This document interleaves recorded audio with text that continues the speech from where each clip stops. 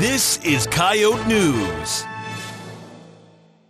Student life can be busy enough. Add to it even more time-consuming part-time job, and it's even more difficult.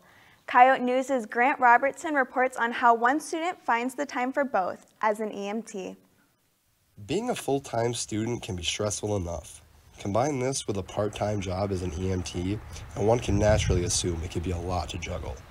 Ben Kalesa is a USD student as well as part-time Vermilion EMT who manages to deal with such an intimidating workload. Mainly I take shifts here at night, so I'm on call from about 7 o'clock p.m. to about 7 a.m. When we're on call, we just have to be within 5 minutes of the station. So if I'm at my house, which is just by campus, I'm able to get over here within 5 minutes. A lot of times I have an iPad, so I bring that along with me when I go on calls. So whenever we're coming back from a call or something, I'll either be studying in the ambulance or just looking up different things in my notes. It can be a lot, mainly during test week though. I don't find it a huge problem during the school year though. Don't say I can get something done later in the night if you don't know what later in the night is going to hold, because you don't know when a 911 call is going to go out.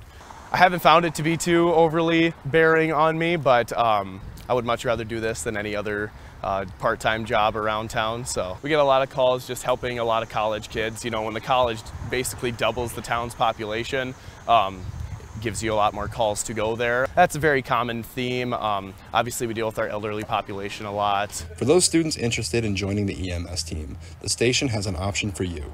So they're going to have a class here in Vermilion at this station. Hopefully someday soon we can get it so where students can actually get credit for it as well. If I had to say anything to someone who is even interested in EMS, I would say at least join a class, start in it, see if you're interested in it. If you are, take that leap of faith and join it. Don't think it's going to be too much. You don't want to regret not doing something that is definitely going to have an impact on you, and you're going to have an impact on someone else. So you will change a life and do something different with somebody. So if you'd like to have an impact, reach out to the Vermilion EMS team. Reporting for Coyote News, I'm Grant Robertson.